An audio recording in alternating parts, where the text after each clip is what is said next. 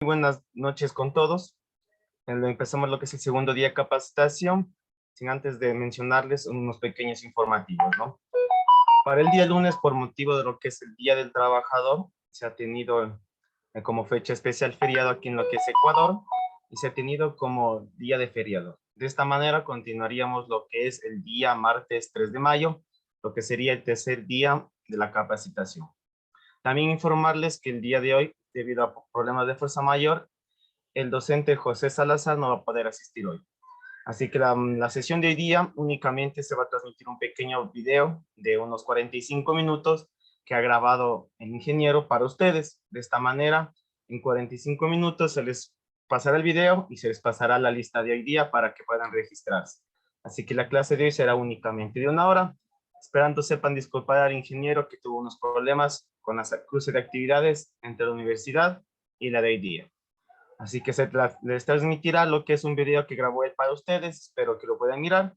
De igual manera, al finalizar este video o 10 minutitos antes, se les compartirá el link para poder finalizar el día de hoy de una manera más temprana, lo que es la clase de hoy. Para que de esta manera continuemos el día martes 3 de mayo.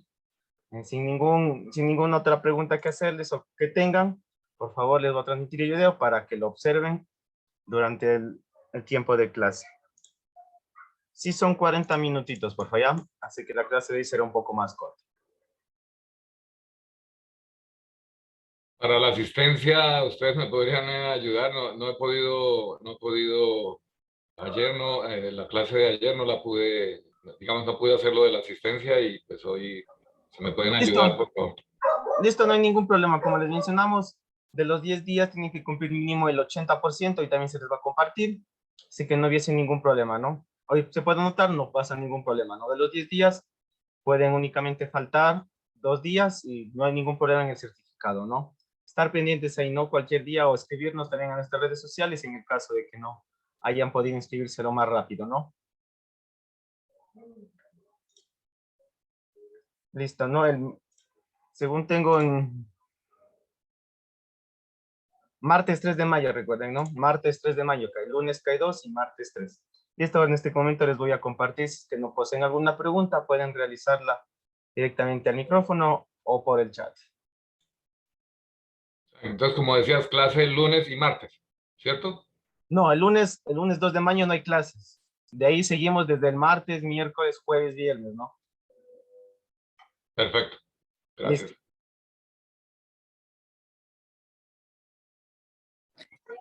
Al respecto a eso, es debido a que acá en el Ecuador, por el 1 de mayo, que cae domingo, le pasan al día lunes. Entonces, por eso se hizo festivo. Nos disculpan por estas condiciones de feriados.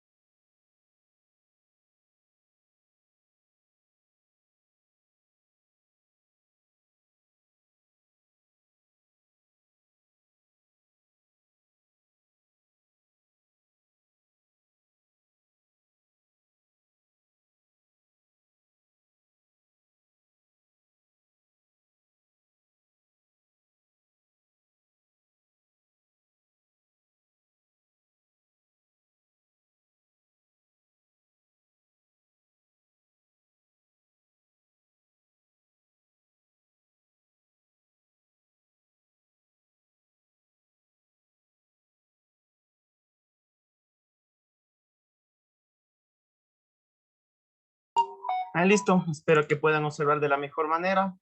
Me confirman si es que pueden observar continuamente, por favor, ¿ya? Le voy a dar play. Muy buenas noches.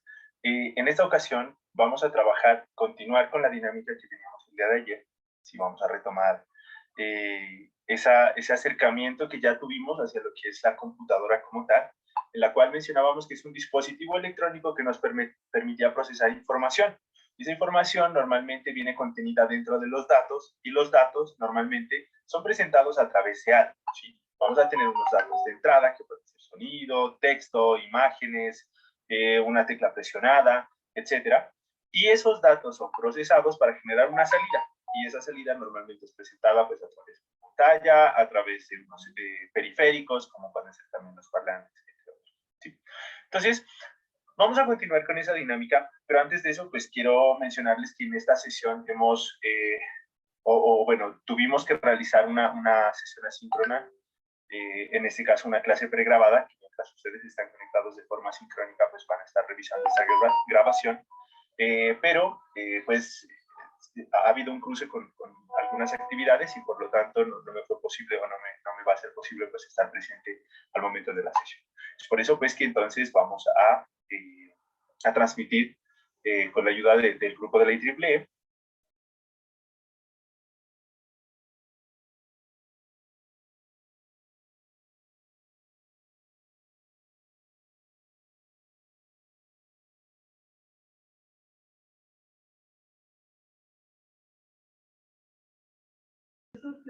Qué pena, se fue el audio, no se escucha absolutamente nada. Gracias. Sí, hay un problema en la Listo, un ratito, Demian, ya les reviso.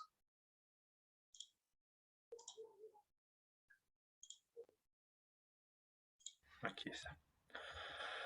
Listo, entonces ya veníamos hablando de todo lo que es la computadora, la parte interna que ella contempla.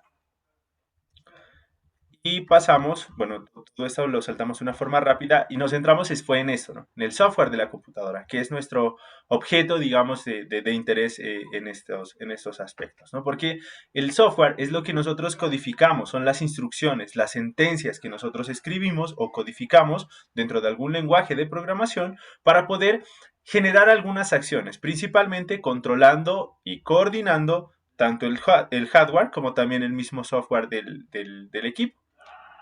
Muy bien, entonces habíamos mencionado algo clave y es que el término programación es cuando nosotros tomamos y escribimos el código de un programa en algún lenguaje de programación. Ese es programa.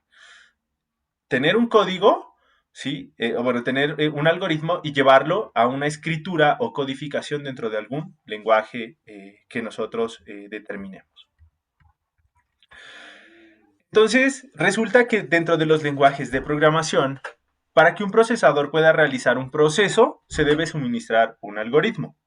Ahora bien, el procesador debe cumplir con las siguientes funciones. Primero, comprender cuáles son las instrucciones de cada paso que se han detallado en las sentencias y luego realizar las operaciones correspondientes a esas instrucciones. Por lo tanto, cuando nosotros pensamos a manera de código y a manera de lo que ya hemos venido mencionando, y es que el computador entiende un lenguaje de máquina y nosotros programamos en un lenguaje que puede ser de bajo o de alto nivel. Por lo tanto, debe haber una etapa que permita generar o traducir ese lenguaje que nosotros hemos diseñado, ese código fuente, que lo lleve a un lenguaje que pueda entenderlo la máquina. Muy bien. Entonces, cuando el procesador es una computadora, este algoritmo debe expresar un formato llamado programa. Y la máquina, en general, no lo va a poder comprender así como nosotros lo escribimos, o así como está detallado en el pseudocódigo o en el diagrama de flujo. No, por el contrario, lo que hace es entender un lenguaje de máquina. Bajo este aspecto, entonces, nosotros decimos que un programa debe ser escrito en algún tipo de lenguaje de programación que sea de nuestro dominio, de nuestro interés. En este caso, por ejemplo, del curso en Python. La idea es que nosotros realizamos un proceso llamado codificar. Es decir, pasamos ese pseudocódigo o ese diagrama de flujo o ese algoritmo a un lenguaje de programación. Conclusión 1. Un algoritmo es un pseudocódigo o diagrama de flujo que resume líneas de sentencias que debo generar para cumplir con alguna acción, ¿vale? Eso es codificar entonces, ¿no?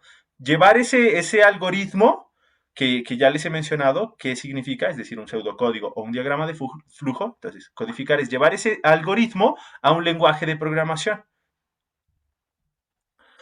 Cuando nosotros hemos ya pasado ese algoritmo a algún tipo de lenguaje, nosotros lo denominamos como código fuente. Entonces, aquí hay unas definiciones importantes. Algoritmo, ¿qué es? Es entonces una serie de instrucciones resumidas a forma de pseudocódigo o de diagrama de flujo, las cuales se tienen que ejecutar para cumplir con alguna acción. ¿Qué es codificar? Pasar el algoritmo a algún tipo de lenguaje de programación. ¿Y qué es código fuente? Es cuando nosotros hemos pasado ese algoritmo en el lenguaje de programación ya. ¿Listo? Ya hemos codificado. De manera general, podemos decir que todo parte de un problema. ¿Sí? Nosotros identificamos un problema. Cuando analizamos ese problema, lo que buscamos es tratar de identificar cuáles son los pasos que necesitamos programar para darle solución. Entonces, ahí es donde surge el concepto de algoritmo. Cuando yo ya sé qué etapas debo realizar, entonces después yo ya puedo generar el algoritmo. Por ejemplo, el día de ayer decíamos, ¿cuál sería el algoritmo que tú diseñarías que nos presente, por ejemplo, las actividades que tú realizas en el día? ¿Listo? En un día cualquiera. Entonces alguien dice, bueno, primero voy a despertar. Segundo, voy a comparar la alarma. Tercero, voy a ver si la alarma es, perdón, el reloj. Si el reloj dice que son las 7, entonces me levanto. Pero si dice que son, por ejemplo, las 6:10, entonces puedo dormir un poco más o puedo quedarme en el celular, ¿sí? Alguna acción. Entonces, todas esas líneas que yo estoy pensando, ¿sí? Después van a poderse representar a forma de un algoritmo, ya sea un pseudocódigo o diagrama de flujo. Cuando ya tenemos identificado ese algoritmo o ese pseudocódigo o ese diagrama de flujo, es que nosotros ya pasamos a diseñarlo en algún lenguaje específico. Por ejemplo, en el caso de esta imagen, ellos nos dicen, hermano, pues vamos a escribir el algoritmo en C++. Es decir, que yo ya no voy a decir, por ejemplo, supongamos dentro de otro contexto, vamos a hacer una calculadora. Entonces, el problema es diseñar una calculadora. ¿Cuáles serían entonces las soluciones aquí? Primero, yo necesitaría saber qué tipo de operación va a realizar la persona, ¿sí o no? Necesitaría conocer 2 operadores al menos y necesitaría ya eso, ¿sí? Por ahora. Entonces la persona me dice, tengo 2 números, A y B, y tengo una operación, sumar, restar, multiplicar, dividir, potencia o raíz, por ejemplo. ¿Listo? Entonces, con eso yo ya identifiqué cuáles serían las necesidades. Y yo digo, por ejemplo, inicialmente, entonces pida la variable A, pida la variable B, ¿sí? Luego pida la operación, luego genere la operación y luego muestre el resultado, ¿sí? Esos pasos de ahí. Entonces, cuando yo digo, escriba el algoritmo en C++, ¿sí? Es pensar un poco en el lenguaje. Yo digo, bueno, entonces en C++ yo necesito declarar el tipo de dato, ¿sí? Yo necesito definir variables, es decir, no darle valores, sino definir tipo de datos de variables, sería mi primer paso, ¿sí? Es decir, que el problema se escalafonó, o bueno, se escaló más bien hacia algún tipo de lenguaje, ¿vale? Normalmente ese paso ya no se realiza tan así detalladamente, sino que uno pasa directamente desde la parte del algoritmo, ¿sí? A la parte de la escritura. ¿Listo? ¿Por qué? Porque Python presenta una sintaxis demasiado sencilla. Entonces es muy fácil pasar desde el algoritmo que tenemos pensado hacia generar ese código fuente. Aquí hemos puesto C++, ¿sí? Pero en realidad pues ahí vendría a ser Python, ¿no? Entonces, la idea sería que nosotros podamos pasar de algún algoritmo directamente pues al lenguaje cuando nosotros ya conocemos bien la sintaxis. Por eso es importante conocer bien la sintaxis. Ahí, cuando yo paso el algoritmo al lenguaje de programación, es que yo ya estaría haciendo la codificación. Cuando termino de pasar el algoritmo, ya tengo el código fuente. Y luego viene una etapa súper importante, que es la traducción y la ejecución del programa. ¿Recuerdan que les había dicho que la máquina solo entiende ceros y unos, es decir, el lenguaje de máquina? Pues bien, cuando yo tengo un lenguaje de programación, ese lenguaje tiene un traductor que se encarga de pasar del lenguaje de programación de bajo o alto nivel hacia un lenguaje de máquina, ¿no? A esos procesos vamos a verlos más adelante. Muy bien, entonces, ¿qué es un traductor? Un traductor digamos, es una etapa que tienen los lenguajes de programación que me permite traducir ese código fuente hacia un código de máquina, ¿sí? Es decir, lo que yo programé, ahora la máquina lo va a poder entender gracias a esa fase o a esa etapa de traducción. Cada lenguaje tiene un conjunto de instrucciones como las que mostramos acá. Primero, instrucciones de entrada o de salida que permiten para hacer un poco la parte de comunicación en relación a la información, es decir, esa transferencia, ¿no? Lo que yo recibo, lo que yo veo o percibo, por ejemplo. Segundo, tienen también unas estructuras o instrucciones que nos permiten realizar operaciones o realizar cálculos, ¿sí? O realizar procesos. En este caso, hablamos de las operaciones aritméticas, por ejemplo. Tenemos algunas instrucciones o estructuras que nos permiten generar control, es decir, cambios en los comportamientos de ejecución del programa, ¿sí? Si el resultado es mayor que 5, haga esto, si es menor que 5, haga esto otro, por ejemplo, ¿vale? Esa sería una estructura de control. Todo esto que nosotros acabamos de mencionar, este conjunto de instrucciones, es lo que nosotros conocemos como las reglas de sintaxis, ¿sí? Y son las que nos permiten a nosotros generar los diferentes tipos de programa. Todo lenguaje de programación las tiene y son las más importantes pues de aprender, porque aparte de eso pues existen otro tipo de consideraciones, pero ya son más por cada uno de los lenguajes de programación. En este caso estamos hablando que de manera general los lenguajes van a tener instrucciones de entrada, de salida, de cálculo y de control. Bien, entonces, resumiendo un poco, ¿sí? Encontramos el lenguaje de máquina. El lenguaje de máquina es el lenguaje que entiende por defecto el computador, es decir, secuencia de números que son binarios, ceros y unos. Es un lenguaje propio de cada computadora, ¿sí? O sea, las computadoras entienden solamente ese tipo de lenguaje. Mientras que aparecen los lenguajes de bajo nivel dados por el ensamblador. Aquí nosotros utilizamos algunos códigos parecidos al inglés, pero en algunas ocasiones puede llegar a variar de acuerdo al tipo de procesador. De forma general, pues se dice, por ejemplo, cargue X, súmele y eso almacénele en Z. Y lo que estamos haciendo es una suma aquí de X más Y. Eso se almacena en Z, por ejemplo, ¿vale?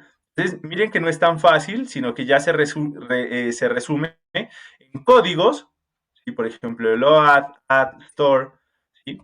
Que ya serían propios del inglés, ¿no? Recordemos que el inglés pues, es como el idioma universal considerado, entonces por eso los lenguajes recurren mucho a él. Mientras que los lenguajes de alto nivel son todos los que nos permiten o sea, ya son todos los que manejan un lenguaje que es un poco más familiar a todos, al idioma que nosotros manejamos, ¿sí? En este caso, pues por defecto sería el idioma inglés. Pero miren que, por ejemplo, esto mismo que escribimos aquí, ¿listo? Está escrito acá en un lenguaje de alto nivel. Claro, es más simple, le estoy diciendo, mire, a Z, agréguele resultado de la suma de X más Y, mientras que acá primero decía cargue X, sume Y, almacene en Z, ¿no? Entonces se vuelve un poco más complicado el lenguaje de bajo nivel que el de alto nivel. Por ejemplo, los ingenieros electrónicos tienen un conocimiento un poco más cercano hacia el manejo de lenguajes ensamblador, por lo que ellos programan microcontroladores y demás, ¿no? Ellos tienen un buen acercamiento, pero por ejemplo, los demás campos explotados, ¿sí? Como la economía, la biología, otro tipo de ingenierías, se acerca mucho más o maneja o explora mucho más la parte de los lenguajes de alto nivel.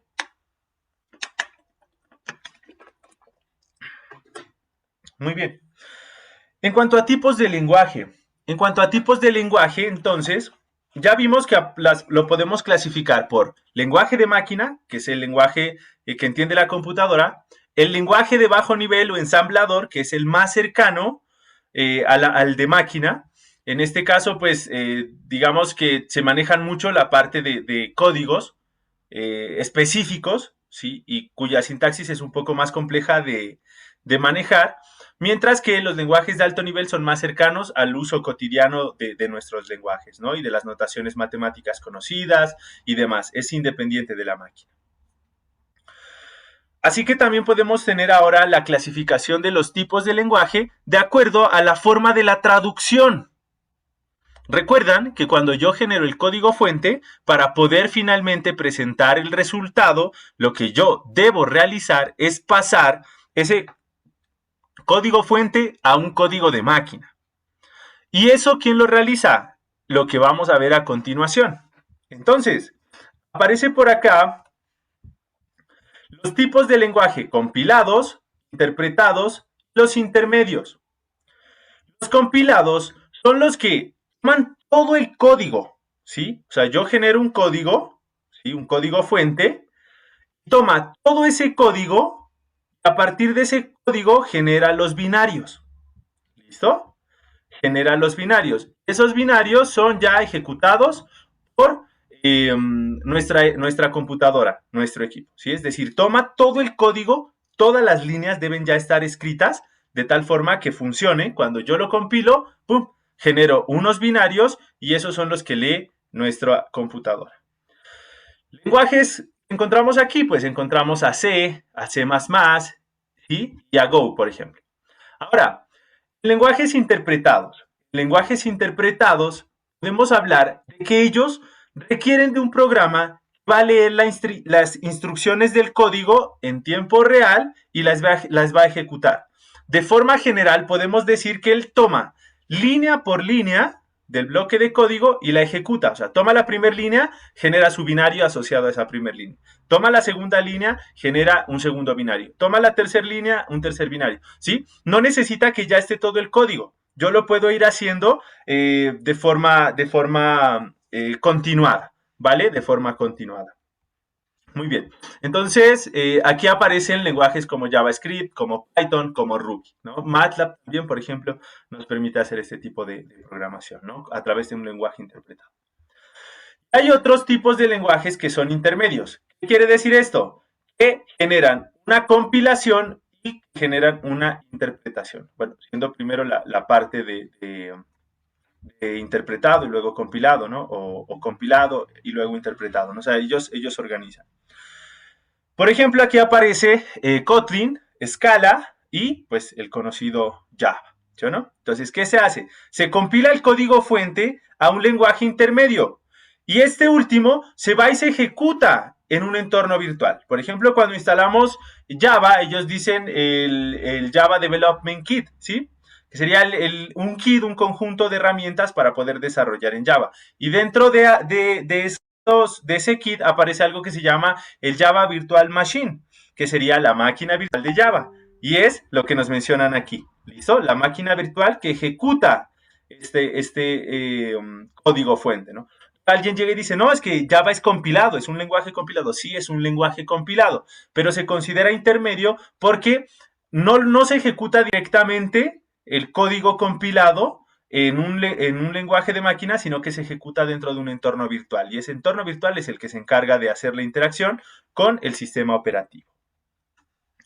Si ustedes quieren profundizar más sobre este tema, pues en EDTeam tienen unos muy buenos cursos, ¿sí?, de introducción a la programación para conocer los diferentes lenguajes, los diferentes tipos en cuanto a nivel, bajo nivel o alto nivel, y en cuanto al tipo de traducción, compilado, interpretado o intermedio. Muy bien. Aquí hay un ejemplo, miren, de código de máquina. Si ustedes observan, solo hay puros unos y ceros, ¿sí? Unos y ceros, unos y ceros, ¿vale? Me dicen qué dice ahí, no tengo idea, ¿vale? Porque es un código que ya está codificado, ¿sí? Está codificado, pero que solo lo va a poder entender la máquina. Ahora bien, observen ¿Cómo sería hacer un hola mundo en un lenguaje ensamblador? Miren, todo esto que está aquí es lo que yo necesito simplemente para imprimir por consola hola mundo. Toda esta cadena de caracteres, ¿vale? Entonces, esta es la dificultad que traen los lenguajes de bajo nivel, pues que son muy, digamos, a nivel estricto, muy laboriosos, ¿sí? Y muy complejos de manejar. Mientras que este es un hola mundo en Python, miren, una sola línea, print hola mundo, aunque este es en una versión 2, que no tiene el paréntesis, listo. Pero entonces miren, que tiene un hola mundo. Y este es un print solamente, la sentencia que vimos ayer. ¿Sí? Miren, lo hizo súper fácil. La diferencia, assembler de bajo nivel y uno de alto nivel, ¿vale? Entonces, esas son las bondades o ventajas que propone Java. Bien, entonces, esos traductores de lenguaje lo que permiten convertir es que toman ese código fuente de algún programa que nosotros hemos diseñado y lo lenguaje que se pueda ahora representar en binarios, ¿sí? Y por lo tanto la máquina lo va a poder entender. Esos traductores pueden ser compiladores o pueden ser intérpretes. ¿Listo? Ya vimos que el compilador es el que, una vez escrito mi bloque de código, entonces yo empiezo por aquí a programar, listo, a programar, toma todo ese bloque de código y ya me genera los binarios, ¿sí? Es decir, los unos, los ceros de ese código, ¿vale? Esos son los compiladores, mientras que los intérpretes toman este código, si este es, por ejemplo, es el código que estábamos realizando, por acá, ¿listo? Lo que él hace es tomar una a una cada una de las líneas, toma esta línea y la traduce. La traduce entonces, perdón, aquí, la traduce a un lenguaje de máquina, a unos binarios, ¿sí? Ya sale su respectivo binario. Pero lo hace línea a línea, es decir que luego seguirá esta línea, luego seguirá esta línea, luego así cada una de las líneas se va traduciendo, hasta que al final pues ya obtengo la representación binaria de ese código, ¿sí? Acá saco todo el código y genera de una sola vez todo el binario. Acá no, acá lo hago línea por línea. ¿Listo? ¿Qué pasa si aquí hay un error? Entonces no se genera el binario, ¿sí? ¿Qué pasa si por aquí en esta línea hay un error? Se genera esta línea, esta línea, esta línea, esta línea, esta línea, y la del error ya no se genera el binario. Pero estos binarios ya los tendría yo generados, es decir que ya no necesito volverlos a escribir. Por ejemplo, vamos a un ejemplo rápido. ¿Listo? Miren, A vale 10, B vale 5, C vale 3. Si yo le digo A más B, me da 15. A más C, me da 13. Pero si yo le digo A más D, miren que D no existe, la variable D no ha sido declarada. Aquí yo no he puesto ningún valor que diga D vale tanto, ¿sí? Entonces, cuando yo le dé Enter, me va a dar error. ¿Listo? Miren, no aparece la variable, D no está definida, ¿sí? Hay error. En otros lenguajes ya se hubiera interrumpido la ejecución. Pero acá yo ya cuento con A, con B y con C, por lo tanto puedo corregir. Digo, A no era A más D, sino B más C. Y miren, ¿sí? Puedo seguir programando. Puedo darle ahora el valor de D y decir, perdón, D igual a 3 y decir A menos D, por ejemplo. Y ya. O sea, a pesar de que salgan errores, yo puedo seguir interactuando con esos binarios que ya se han generado. Esa es la ventaja, pues, que tiene Python, ¿sí? Yo ya genero código, y ese código lo puedo disponer, no necesito volverlo a programar, ¿vale? Pues, mientras esté en ejecución el programa, pues esté con esa interacción.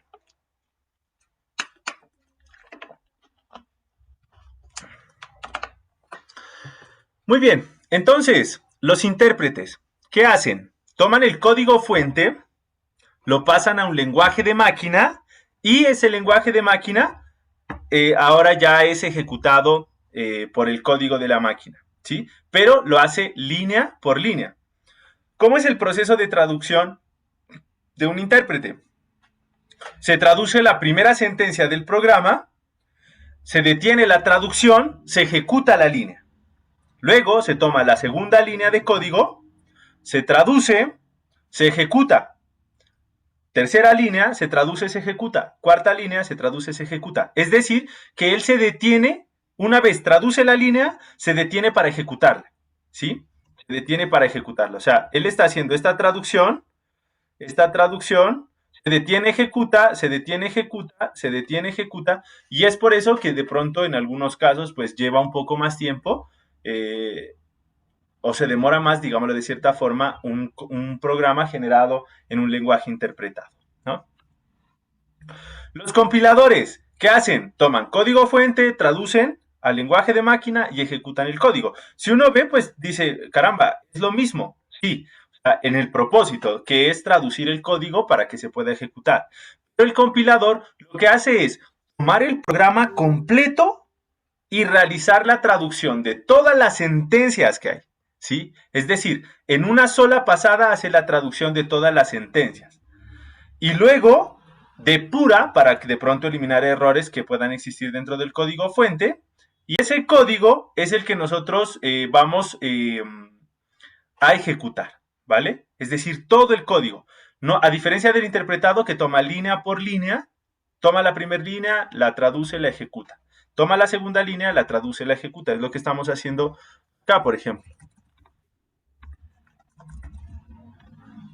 ¿Sí? Miren que él toma esta primera línea, cuando yo le digo print, hola mundo,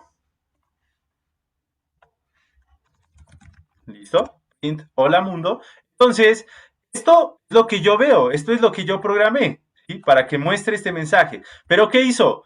Tomó esta línea, la tradujo, la ejecutó, ¿vale? Aquí ya me está pidiendo el prompt otra línea, ¿sí? Otra línea, que programe otra línea, ¿vale? Entonces, ese es el interpretado, ¿no? Existen bien, entonces, unas diferencias entre un lenguaje compilado y un lenguaje interpretado. Algunas de ellas, pues, bueno, las podemos ver aquí, ¿sí? Pero para destacar algunas de ellas, podemos decir que el rendimiento en la ejecución del programa compilado es más rápido que el interpretado. ¿Por qué? Porque de cierta forma en el lenguaje interpretado se realiza un análisis de la traducción una a una.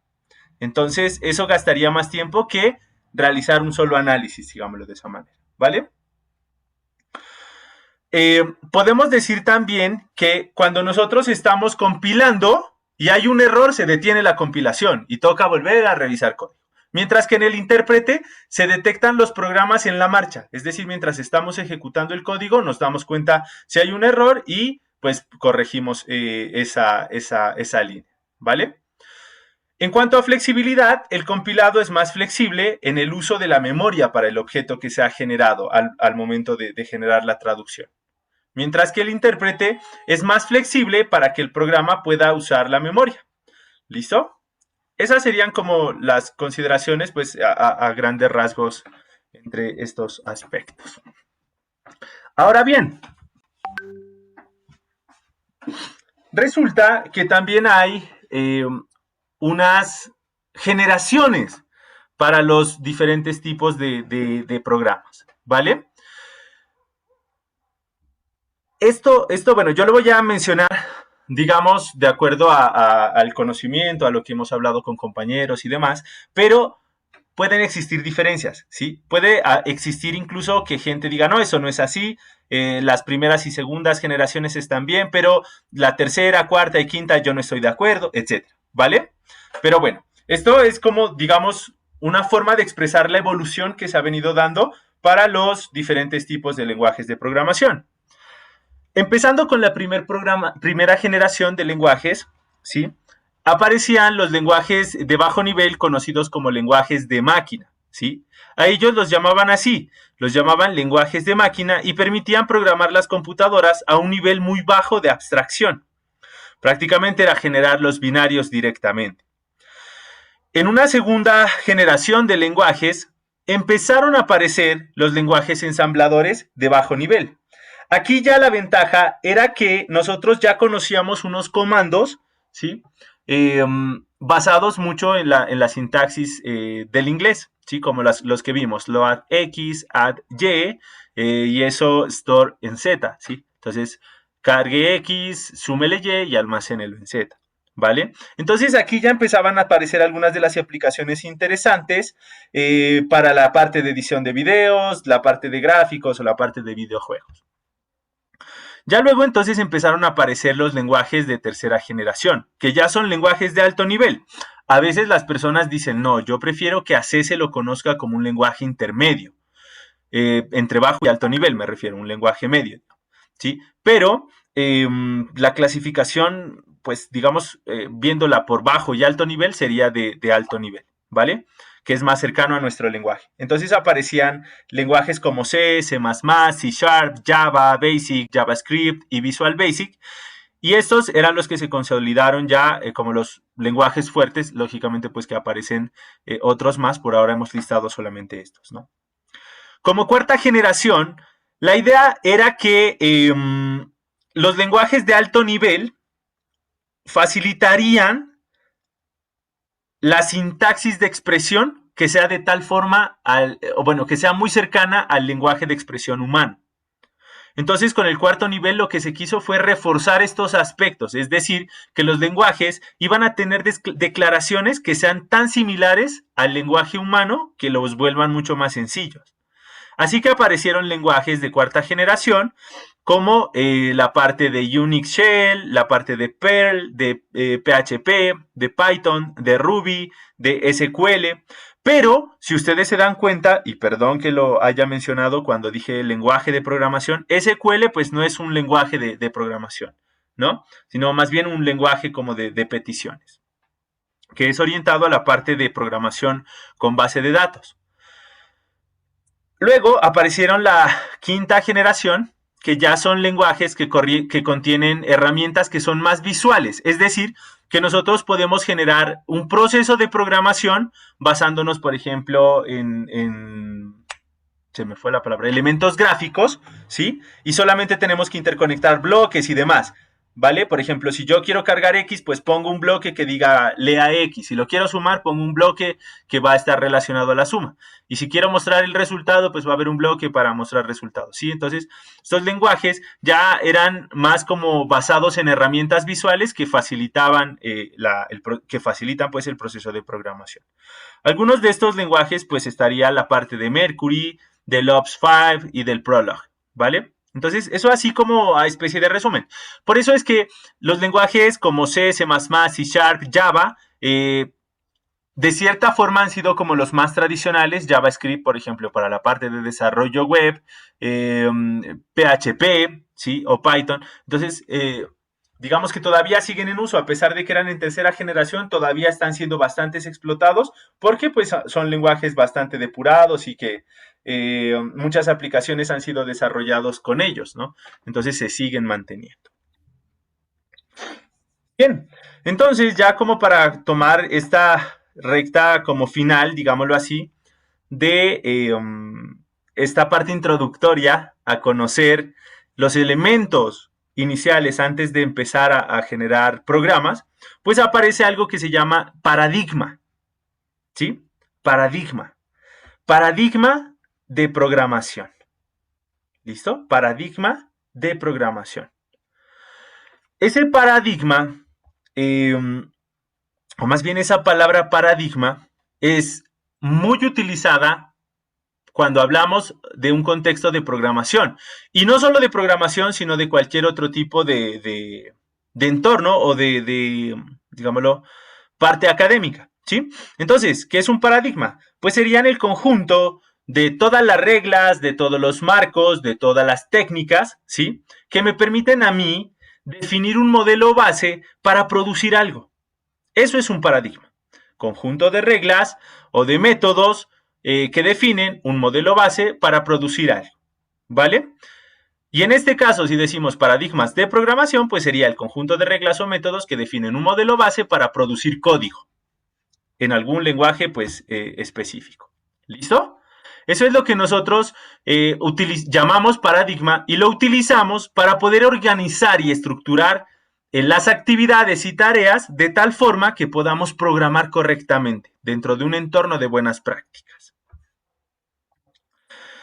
Sí, aparecen diferentes tipos de paradigmas, ¿sí? Entonces aparece la programación dividida en imperativa y en declarativa, ¿vale? Dentro de la imperativa aparecen los estructurados, los procedimentales, los orientados a objetos, y de la declarativa aparece la funcional, la lógica, entre otros, ¿sí?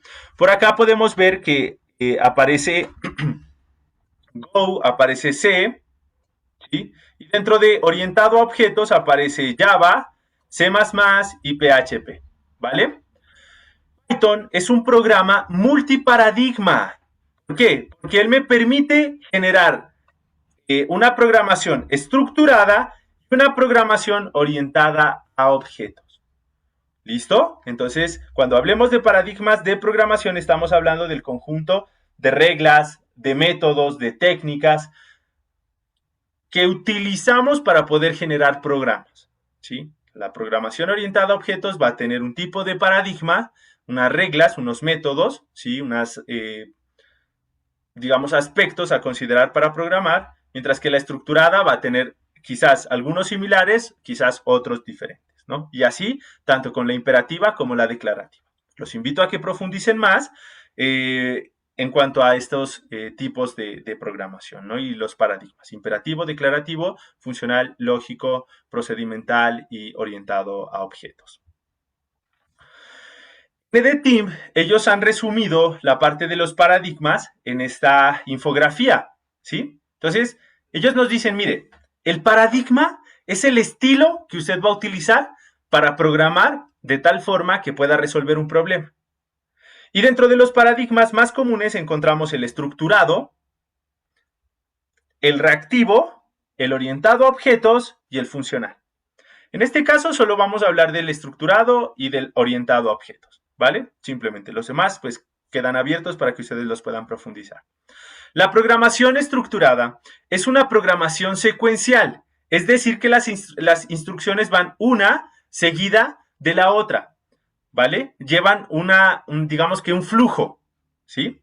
Entonces, normalmente aparece aquí en este tipo de programación los ciclos y los condicionales, que es algo que vamos a utilizar. Por lo tanto, este curso está enfocado a la programación estructurada. No vamos a trabajar programación orientada a objetos porque ese sería otro curso más grande que tendríamos que dar, ¿vale? Aunque con Python es súper fácil generar la programación orientada a objetos. Pero, por ejemplo, no tiene la parte de herencia múltiple, que sí la tiene Java, por ejemplo. Bueno, programación orientada a objetos, entonces, lo que hace es que considera el problema de tal forma que se lo pueda dividir en componentes, ¿sí? Llamados objetos, y que esos objetos van a tener unos datos, van a tener unos comportamientos y van a poder comunicarse entre sí. Eso es lo que hace la programación orientada a objetos. Pensar el problema, descomponerlo en unos objetos que van a tener características, comportamientos y que van a poder interactuar entre sí, ¿vale? Bien, entonces, para finalizar ya con este aspecto, vamos a revisar esta encuesta que se realizó en JetBrains en el 2020, ¿sí? JetBrains, si nosotros de pronto no hemos escuchado sobre ella, es una de las empresas más importantes a nivel de desarrollo de software. Normalmente, cuando se utilizan lenguajes de programación como Kotlin, ¿sí? Podemos ver que JetBrains fueron los desarrolladores de los entornos integrados o los IDEs, ¿sí? Y pues Kotlin, si de pronto no lo habían escuchado, es uno de los lenguajes oficiales. Pues bueno, de hecho ahora es el lenguaje oficial de Android, ¿no? Entonces Kotlin realizó este estudio y le preguntó a la gente, le dijo, ¿cuál cree usted que es el lenguaje principal? Y la gente respondió ¿sí?, que tenían conocimientos en programación, respondió de acuerdo a las necesidades del mercado, a los desarrollos y demás, que el principal lenguaje a conocer debería ser Java.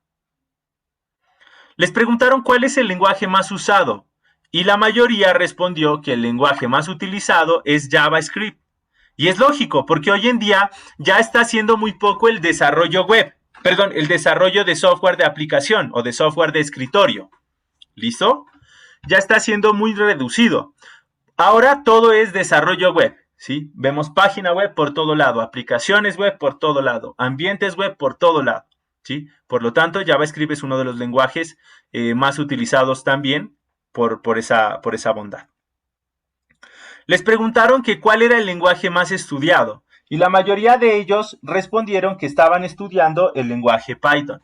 ¿Por qué? Porque tiene una tendencia súper creciente. Es un lenguaje que está siendo bien aprovechado por grandes industrias, por grandes compañías, por diferentes entornos educativos y demás. Y nosotros no somos la excepción. Miren, este curso ha sido inspirado por Python. ¿Y qué estamos haciendo ahora, desde que empezamos hasta que vamos a terminar? Estudiar Python, ¿vale? Entonces, Python es uno de los lenguajes más estudiados. Por otra parte, aparece también TypeScript, Flutter y Go, que son las tecnologías con mayor crecimiento en los últimos años, ¿vale? Por el lado del desarrollo web, también sigue siendo el área en la que trabajan más desarrolladores. Entonces alguien dice, no, pues caramba, este curso era mejor de desarrollo web. Sí, pero es que para el desarrollo web se deben abordar bastantes conceptos. Por ejemplo, la parte del backend, que sería como la parte lógica, la parte del frontend, que sería la parte que yo puedo ver cuando me conecto a una página web, o sea, el estilo, cómo se están conectando entre las páginas y demás, ¿sí? Los colores, toda esa parte de diseño. Y la parte del full stack, que es tanto conocer lo de backend como del frontend.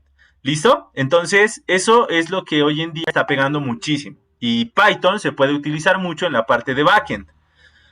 Ahora bien, Go, Python y Kotlin son los lenguajes que más quieren aprender los desarrolladores. ¿Por qué? Porque están siendo utilizados para generar software de aplicación, software móvil y software web. Entonces, estos son los que hoy en día están teniendo una tendencia a ser aprendidos por los programadores. Así que aquí podemos ver una de las bondades que pretende lograr Python, una de las cosas importantes e interesantes que pretende lograrse con este aprendizaje de este desarrollo.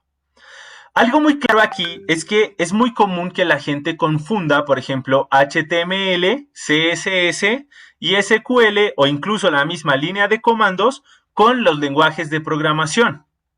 Y ellos no son lenguajes de programación. Por ejemplo, HTML es un lenguaje de marcado, ¿sí?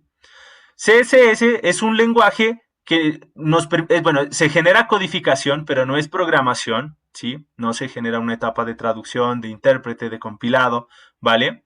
Entonces, solamente es una etapa, una parte de código que nos dice cómo poner el color, qué color debe llegar hacia la página, si va a haber animación o transición entre las páginas, si cuando yo coloque el cursor va a haber algún tipo de transparencia, por ejemplo, etc. Y SQL es la que nos permite conectar a algunas bases de datos, ¿no? De queries, peticiones, por peticiones. La línea de comandos, pues miren, acá la podemos ver. Si escribimos cmd, ahí tenemos la línea de comandos, ¿sí? Podemos visitar directorios, podemos crear carpetas, eliminar archivos, modificarlos, ¿sí? Podemos generar una gran cantidad de cosas si seguimos estas instrucciones. Todo esto que ustedes ven acá son códigos, ¿sí? Son códigos. Pero no estoy, si yo hago, por ejemplo, esto, ¿sí? Miren, listé las carpetas que hay en ese directorio, ¿vale? Miren, aquí tenemos todas estas carpetas. Yo puedo ir a esta carpeta de Pictures, por ejemplo, cd Pictures, ¿vale? Miren, ya estoy en la carpeta de Pictures, pero no estoy programando. Solamente estoy codificando, sí, pero no es algo de programación, que al final me genere un binario que pueda entender la máquina, que pueda interpretarlo. No, ¿vale?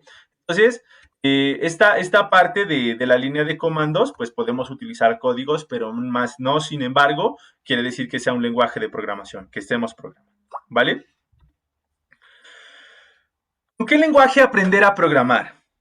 Entonces, cuando nosotros vamos a escoger un lenguaje de programación, siempre debemos responder a esta pregunta, a estas preguntas. Entorno de desarrollo amigable. Si bien el IDLE de Python, miren, este es el entorno de programación de Python, que lo presentamos ayer, que lo pudimos ver ayer. Tenemos un momento mientras carga. Este entorno, pues, no es que sea tan amigable, ¿sí? Puedo crear archivos, puedo editar aquí.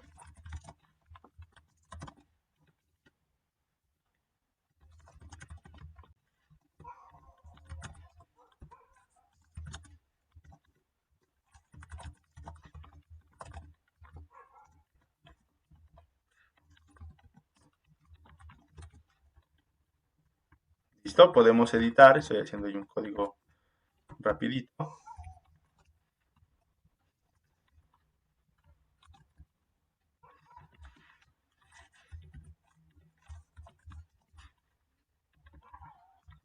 Listo, y miren que aquí vamos a multiplicar vamos a mostrar la multi y la divi, la multiplicación y la división.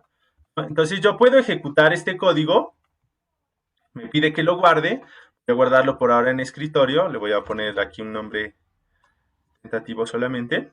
Vengo por acá y ejecuto, miren, calculadora, suma, resta, multiplicación, división, ¿vale? Miren, ¿sí? Si yo puedo cambiar aquí, puedo colocarle 3, por ejemplo, y volver y ejecutar. ¿Sí? Miren, tengo otro resultado, ¿vale? Incluso yo puedo utilizar la consola. Miren que si yo le digo A más A, él me da el resultado. Pero yo aquí no tengo A. Sí, pero al ejecutarla, al ser un lenguaje interpretado, almacenó los binarios. O sea, él ya sabe cuánto vale A. Es la ventaja del interpretado. Entonces, a pesar de que no tiene un desarrollo, un entorno de desarrollo amigable, el IDLE, nosotros podemos encontrar otros tipos de IDLEs, de IDEs, ¿sí? Por ejemplo, el de PyCharm, podemos encontrar el de Visual Studio Code o el de Google Colab, que fue el que miramos ayer, que ya se vuelven un poco más amigables. Sobre todo, el de PyCharm, Anaconda, bajo su editor de Spider, o el de Visual Studio Code, ellos tienen ayudas para autocompletar. Entonces nos dicen, si yo le pongo PRI, entonces él ya llega y dice print, ¿sí? Lo mismo pasa con Google Colab, ¿vale? Estamos por acá en Colab. Voy a irme a este mismo cuaderno que utilizamos el día de ayer. ¿Sí? Si yo aquí le coloco print, vamos a ver si él me permite hacer el autocompletado. En este caso, no, parece que no nos dejó. Sí, quizás puedan ser efectos de conexión. Voy a copiar este código.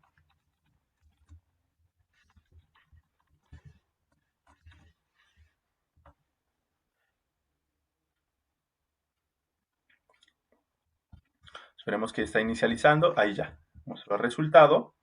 Y vamos a ver si aquí nos dice... No nos está... Ahí ya. Está, ¿sí? Si ustedes observan, miren. Él llega y dice, usted puede imprimir valores, ¿sí? Por consola, por pantalla, ¿vale? Y puede hacerlo bajo estas instrucciones. Y ahí nos da un ejemplo de cómo realizarlo. Entonces miren que es algo amigable porque me orienta a mí, ¿vale? Me brinda información de cómo nosotros podemos generar los diferentes tipos de resultados, ¿vale? Entonces, entorno de desarrollo amigable. Sintaxis sencilla. Pues, hombre, miren esto que está aquí. ¿Qué más sencillo que esto? ¿Sí? Esta es una sintaxis sencilla. Comunidad. Hablamos ayer de la comunidad grande que tiene Python. Oportunidades laborales, pues Python es uno de los lenguajes más demandados hoy a nivel de programación, ya sea de aplicación, web o de inteligencia artificial, y que sea open source, ¿sí? ¿Por qué? Porque ambas, MATLAB, qué maravilla, pero MATLAB hay que pagar una licencia y probablemente no tengamos para pagar esa licencia, más si es una licencia anual o mensual. Entonces, Python reúne todo esto. ¿Listo? Python reúne todo esto. Eso es que estamos viendo Python en este curso. ¿Qué nos recomiendan los del grupo de EDTeam?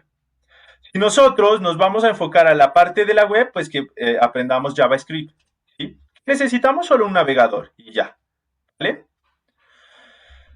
También estamos hablando de que está siendo utilizado en la parte de web, ¿sí?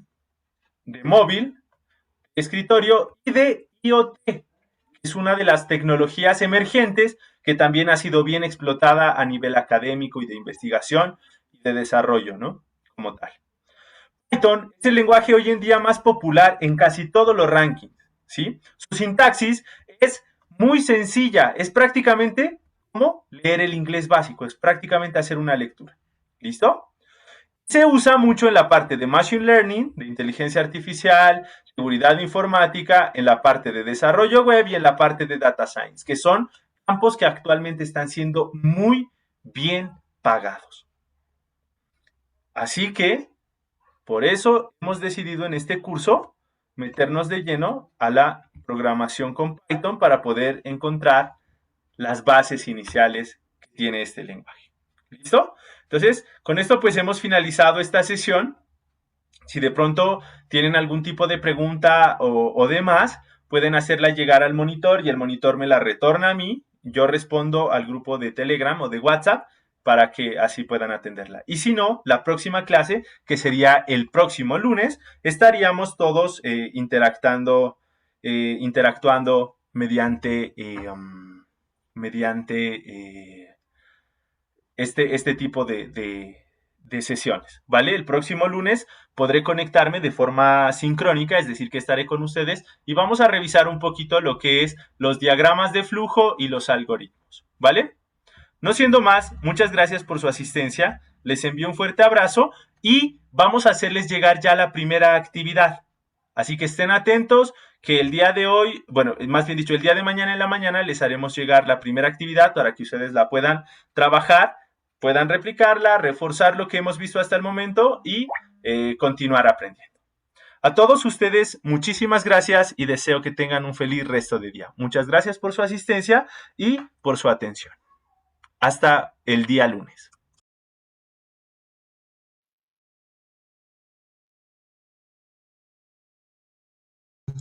Listo, muchas gracias al Inge José de Salazar por esta clase posteriormente grabada. Como mencionó, cualquier pregunta que tengan pueden hacerla por Telegram o por aquí por el chat de Zoom para que el Inge la pueda responder respectivamente a su debido tiempo, ¿no?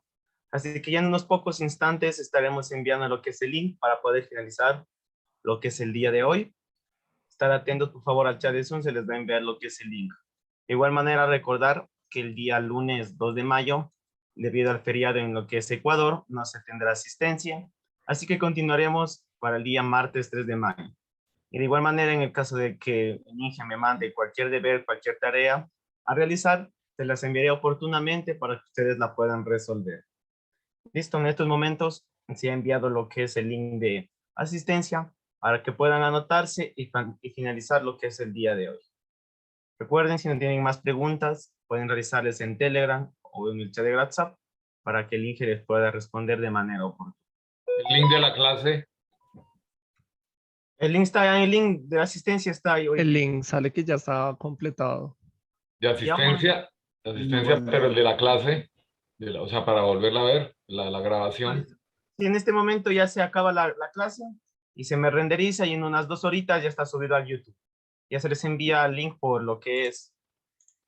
¿A YouTube? Sí, a YouTube.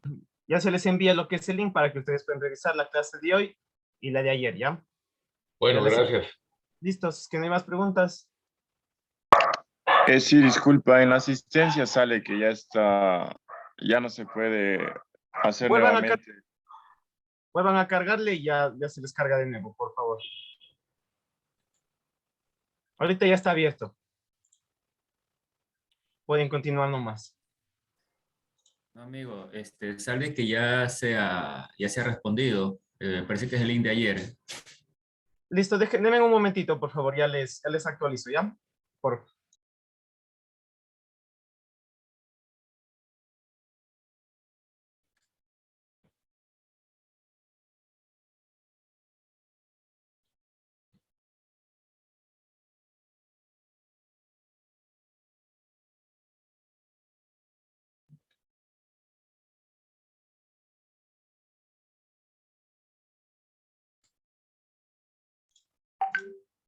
Listo, mil disculpas, ¿ya? Ahorita ya pueden las personas que ayer las que ya se anotaron pueden poder responder tranquilamente, ¿ya? Debido al alto flujo de personas, vamos a manejar un solo foro, ¿no? Para que al final las tabulaciones sean un poco más sencillas, para que igual los certificados se los pueden enviar lo más pronto posible. Ahorita ya pueden responder tranquilamente.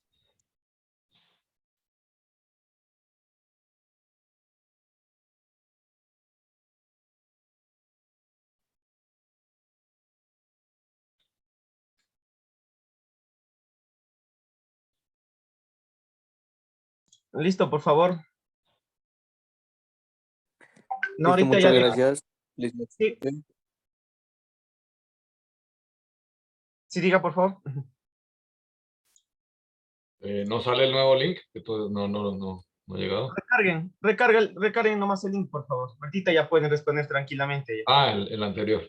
El mismo, sí, en el mismo link que se les envió ya les comparto. Okay. Han escrito bastante, ya se les manda de nuevo para que puedan. Sí, ya está activo el link ya. Muchas gracias.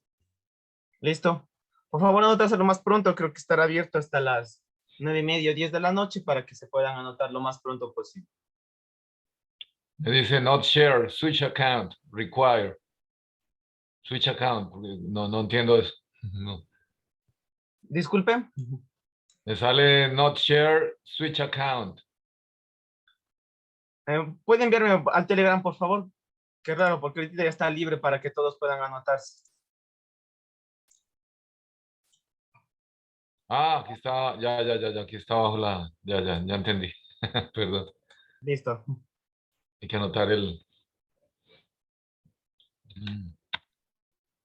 Muchas gracias. Feliz noche a todos. Listo. Muchas gracias a todos y el día martes 3 de mayo nos volveremos a encontrar. Y gracias por su participación a todas las personas que han estado el día de hoy.